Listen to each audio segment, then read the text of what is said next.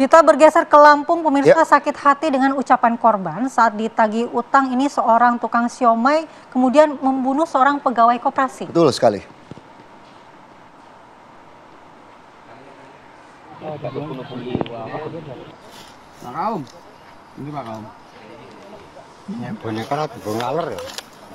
Pelaku menjerat leher korban hingga tewas dan membuang jasadnya ke aliran sungai Salamprayitino di gelandang petugas Ditreskrimum Polda Lampung setelah menjalani pemeriksaan intensif oleh penyidik dalam kasus pembunuhan terhadap pegawai koperasi bernama Pandra Apriliandi berusia 21 tahun.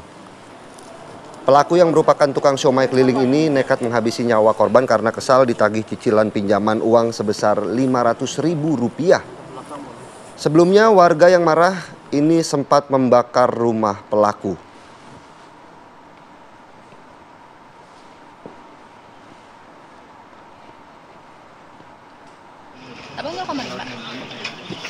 Dan untuk mengetahui bagaimana sebenarnya update dari kasus ini, Andi Kumala dan pemirsa, kami sudah terhubung dengan Kombes Pol Yuni Iswandari Yuyun selaku Kabid Humas Polda Lampung.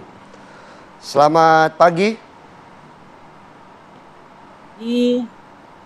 Baik, selamat pagi Bu Yuni. Kita ingin mengetahui bagaimana akhirnya polisi bisa menangkap pelaku yang kemudian membunuh pegawai koperasi ini. Selamat pagi. Selamat pagi. Ya, pagi Bu Yuni, dengar suara kami Bu? Iya. Baik, baru terdengar. Ya. Baik, Bu Yuni, kami penasaran Bu, sebenarnya bagaimana kemudian akhirnya polisi bisa menangkap pelaku yang membunuh seorang pegawai koperasi hanya karena ditagih pinjaman sebesar Rp500.000, Bu?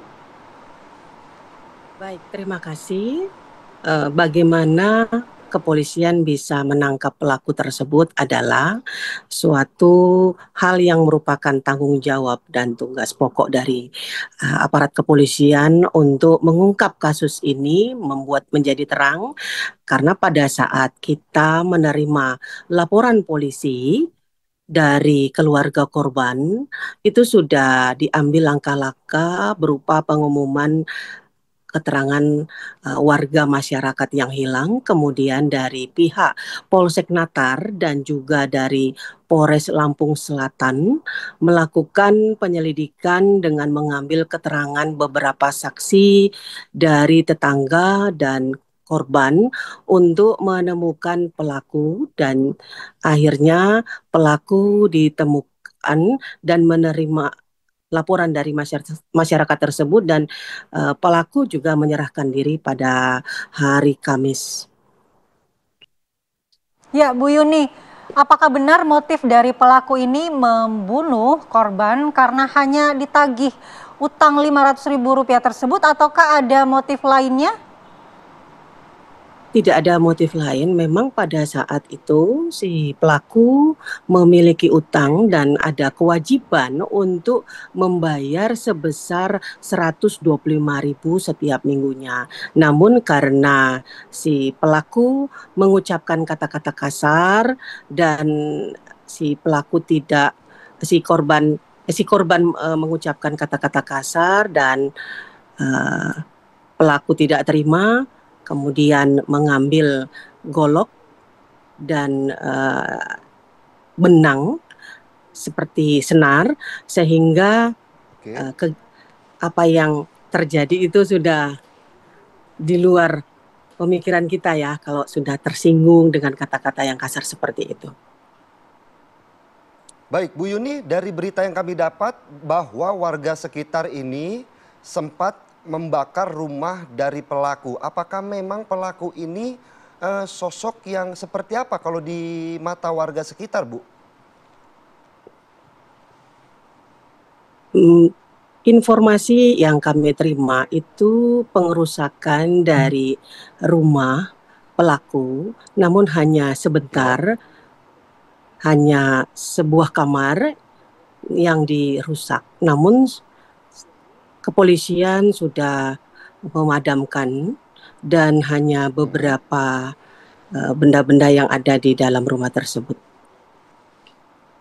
Ya, Bu Yuni, apakah proses penagihan yang dilakukan oleh korban ini memang sudah sering kali dan sudah berapa kali begitu ya? Ya, sudah berapa kali memang pelaku ini meminjam uang ke koperasi?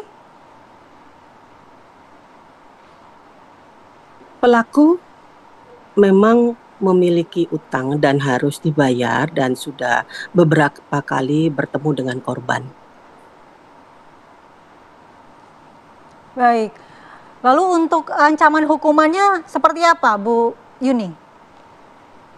Baik, dikarenakan ini adalah pembunuhan yang terencana, di situ kita bisa kenakan pasal 338 dan juga pasal 340 KUHP pidana, di mana barang siapa dengan sengaja dengan rencana terlebih dahulu merampas nyawa orang lain diancam dengan pembunuhan dengan rencana dengan pidana mati atau pidana penjara seumur hidup atau selama waktu tertentu paling lama 20 tahun.